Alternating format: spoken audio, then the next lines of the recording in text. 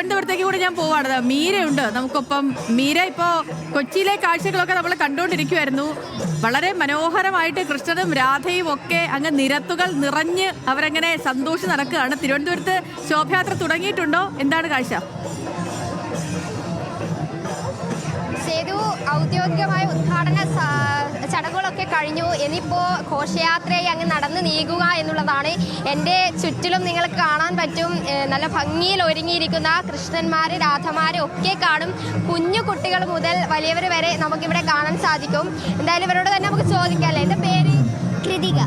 ആദ്യമായിട്ടാണോ അല്ലല്ല, അമ്മയായിട്ടാണോ? എങ്ങനെയുണ്ട്? കൊള്ളാം അല്ലേ? എൻ്റെ പേര് കൃതിക.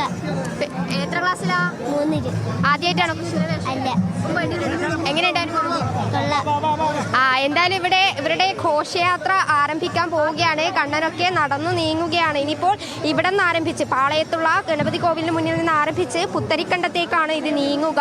അതിനുശേഷം അവിടെയായിരിക്കും ഈ ഘോഷയാത്ര. പല ഇടങ്ങളിലായി എത്തിച്ചേർന്ന ഘോഷയാത്രകളുടെ സംഗമം ഉണ്ടാവുക.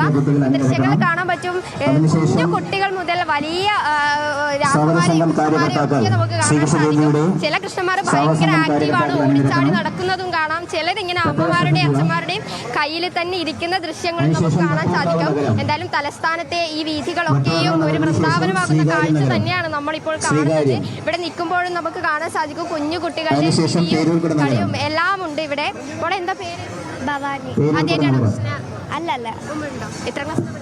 7th. ആരെങ്കിലും വേറൊരു മേക്കപ്പ് ആർട്ടിസ്റ്റ്. ഓക്കെ. അപ്പോൾ ഇവിടെ വിവിധ ഭാഗങ്ങളിൽ നിന്നായിട്ടാണ് ആൾക്കാർ വരുന്നത്. ഓരോ ഏരിയയിൽ, ബാലഗോകുലമാണ് ഇത് നടത്തുന്നതെങ്കിലും ഓരോ ഏരിയയിൽ നിന്നുള്ള കുട്ടികളാണ് ഇത്തരത്തിൽ അവരുടെ ഏരിയകളിൽ നിന്നും വരുന്നത്. അതുപോലെ തന്നെയാണ് നമുക്ക് ദൃശ്യങ്ങളിലും കാണാൻ സാധിക്കുന്നത്. അവരായി ഓരോ ഏരിയയിൽ നിന്ന് വന്നിട്ടുള്ള ആൾക്കാരായി ഘോഷയാത്രയിൽ അണിനിരക്കുന്നതാണ് ഇപ്പോൾ നമ്മൾ ദൃശ്യങ്ങളിൽ കാണുന്നത്.